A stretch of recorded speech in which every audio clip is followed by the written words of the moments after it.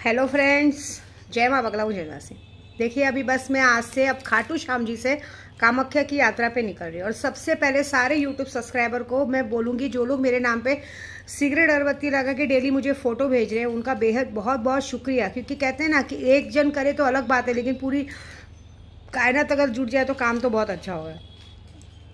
मुझे बहुत सारे जन ने कहा माँ कब तक सिगरेट लगानी है, आपकी मर्ज़ी।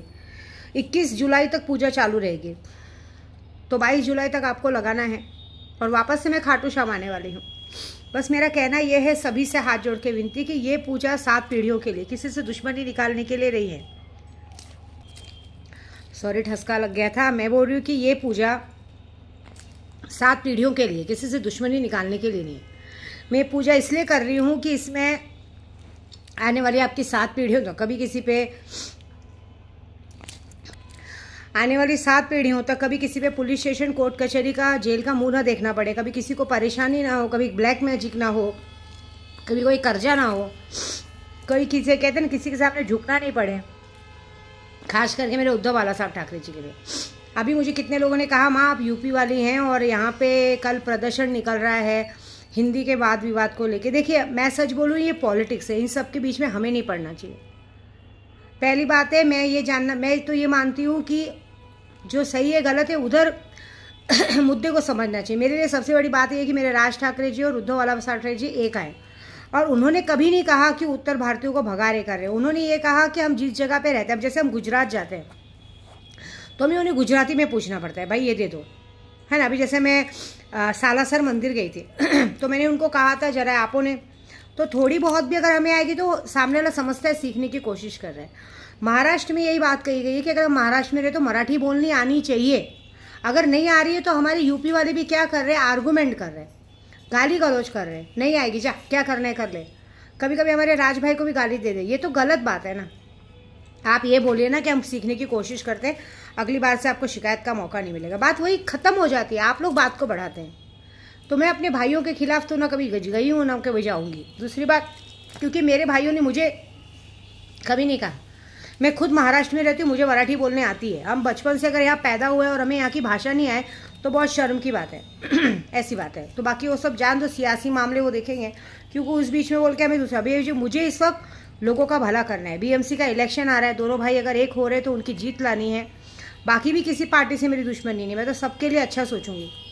ये जो पूजा है, मैंने कल भी कहा था, बगलामुखी की पूजा में आप भाग लीजिए। आप पर कर्जा है, आपकी बेटी की शादी नहीं हो रही है, किसी ने ब्लैक मैजिक किया है, किसी पे कोर्ट कचहरी का केस चल रहा है, मियाँ बीबी का केस चल रहा है, जेल का केस चल रहा है, कोई बहुत सालों से जेल में छूट नहीं पा रहा है, आप बगलामुखी की पूजा में भाग लीजिए। 36 दिन में रिजल्ट है, मैं झूठ नहीं बोलूँगी। आपके नाम से बगलामुखी की पूजा होगी और आपके नाम से जो पूजा होगी उसका आने वाले 36 दिनों में रिजल्ट है।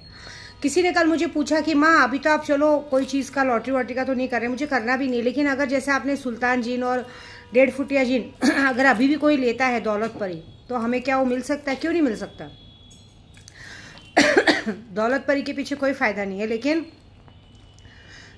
सुल्तान जीन और 1.5 फुटिया जीन के पीछे फायदा है। सुल्तान जीन और 1.5 फुटिया जीन के पीछे तो जो फायदा बोला है वो मिलेगा ही। मैंने पहले ही कहा है, सुल्तान जीन के पीछे कहीं नहीं गया आपका 10 लाख रुपया। और लेकिन 1.5 फुटिया जीन लेंगे तो आज भी मैं कह रही हूँ कि आराम से 40-45 लाख का फायदा तो है। आपको लगाना, आपको करने आना चाहिए, लेकिन जब भी आप लेंगे उसके 2 महीने के बाद ही आपको वो चीज़ मिलेगी। मैं तुरंत नहीं बताऊंगी, ठीक है। लेकिन तो भी मैं आज फिर से कहूँगी, हाथ जोड़ के विनती, मैं खाटू श्याम से कामाख्या जा रही हूँ, कामाख्या से वापस खाटू श्याम आऊँगी।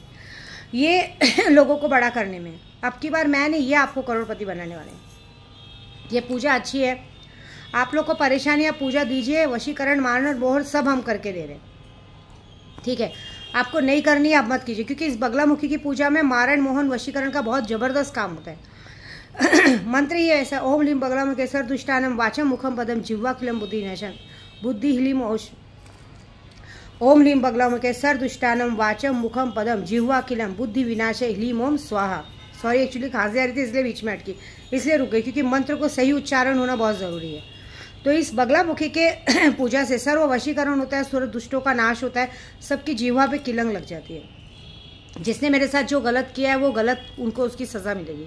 लेकिन बस मैं कहना चाहूँगी कि मैंने एक बात देखी है कि आपको एक बात बता देती हूँ, विद्या देवी पूजा पाठ करती है, लोगों के लिए काम करती है, लेकिन विद्या देवी को लोगों किसी और की वजह से उल्टी बात सुनना, गाली गलौज सुनना बिल्कुल पसंद नहीं है। कभी किसी औरत की वजह से गाली सुनने मिले, कभी किसी बच्चे की वजह से, तो बिल्कुल नहीं। पहली बात, आप लोग खुद अपने बच्चों की नज़र में गिर रहे हो, ठीक है। आप लोग खुद अपने देखिए, आप अपने बच्चों को कितने भी बड़े स्कूल में पढ़ा लें, कितनी भी अच्छी ले लें, लेकिन संगति और घर के संस्कार वही सिखाते हैं जो हमारे बच्चे हमारे घर में देखते हैं। अगर हमारे घर में हमारे बच्चे जो देखेंगे वही सीखेंगे। अगर हमारे घर में हमारे बच्चे देख रहे हैं कि हमारे मम्मी पापा हमेशा लड़ते रहते हैं, मेरे पापा मेरी पहली मम्मी को ना देख के दूसरी मम्मी के पास जाते हैं, है ना, उनको भी एक बात का होता है कि वो तो कुछ कमाते ही नहीं है, वो तो बस बाहर से पैसे आते लेते, तो कल बच्चे भी वही सीखेंगे, बच्चे भी सेम वही करेंगे। वो भी सोचेंगे कि हम भी बड़े होंगे, हम भी एक ऐसी औरत से शादी करेंगे जिससे हमारा पैसा खर्चा पानी चलता रहे। आप अपनी नज़र में खुद गिरेंगे।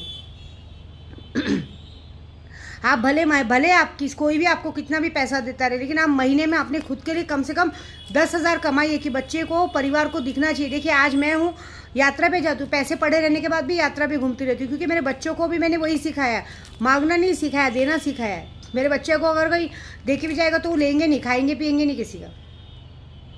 एक बात याद रखिए, सैंपल के तौर पे ऐसे बोलूँ कि भाई आज विद्या देवी है, आज हर कोई चाहता है कि चलो हमको भी ऐसी, हम भी ऐसे बड़े हो, हमें भी विद्या देवी जैसी औरत मिले, हमको घर बैठे खाने पीने को मिले, ऊपर से हम उनको गाली गलौज भी करेंगे। कल बच्चे भी वही सीखेंगे कि हम भी बड़े होंगे, हमको भी ऐसी कोई विद्या देवी मिलेगी और ऐसे करेंगे। ऐसे मत सोचो, आप अपने आने वाली 7 पीढ़ियों को इस चक्कर में बिगाड़ रहे हो, क्योंकि बच्चे जो देखेंगे वही सीखेंगे। और दूसरी बात, कोई इंसान अगर आपको प्यार मोहब्बत और मान सम्मान देता है तो आप अपने थर्ड क्लास घर वालों के लिए उनकी बेइज्जती नहीं कर सकते, वो भी उन परिवार के लिए जो परिवार सिर्फ दिखावे का नाटक करता है ना, गिरगिट के जैसा, सांप के जैसा रंग बदलना जानता है।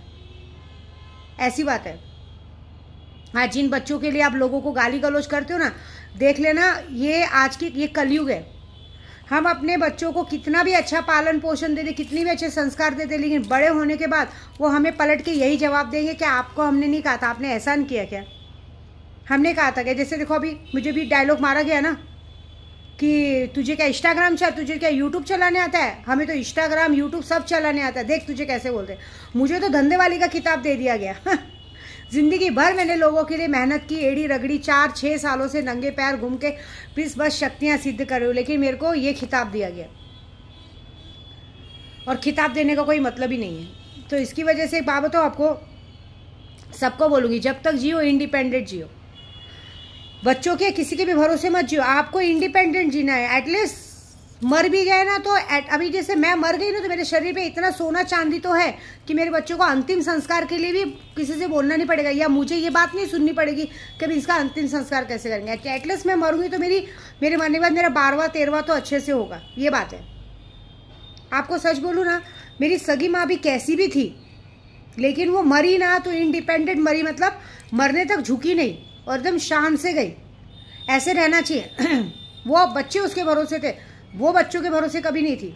उसका एटीट्यूड, उसका घमंड, चीज़ें कभी ख़त्म नहीं हुई, ठाट से गए। ऐसे राजाओं जैसा जाना है। और ऐसे भी मेरे खाटू श्याम जी है, बस मैंने तो मोक्ष ही मांग लिया है।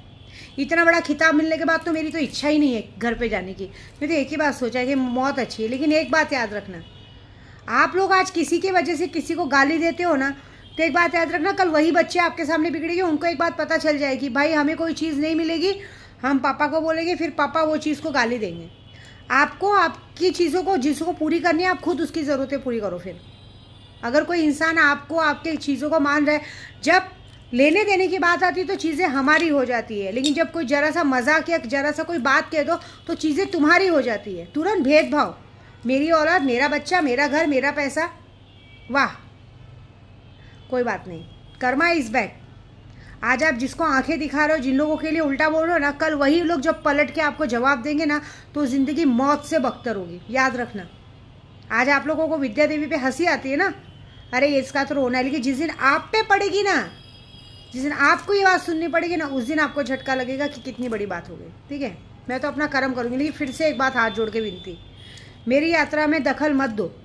मैं अपनी यात्रा इंडिपेंडेंट खुद करती हूँ। मैं किसी से अपनी यात्रा के लिए पैसे नहीं मांगती हूँ।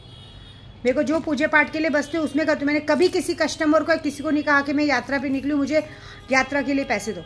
सब अपनी पूजा के लिए पैसा देते हैं, जिनका काम नहीं है उनको पैसे वापस करते। आप ऐसी गलती करके याद रखना, आप अपने घर में काल का रूप लाओगे। ये बात पक्का याद रखना कि अब मैं खाटू श्याम नगरी से जा रही हूँ कामाख्या तक, अगर बीच में खाटू श्याम से कामाख्या तक किसी ने कोई भी मेरी अड़चन डालने की कोशिश की तो एक बात याद रखना कि आपकी ज़िंदगी में भूचाल आएगा, आपकी ज़िंदगी में अपना बोलने वाला कोई नहीं रहेगा। आप भी, मैं 7 पीढ़ियों के लिए पूजा करने जा रही हूँ ना, अगर अब आगे से किसी ने अड़चन डाली तो आपकी 7 पीढ़ियों की पर प्रॉब्लम आ जाएगी। आपके 7 पीढ़ियों में कोई दिया जलाने वाला ही नहीं बचेगा, आपकी 7 पीढ़ी बढ़ाने वाला वंशज ही नहीं रहेगा। ये मेरी बात लिख के लेना, ठीक है।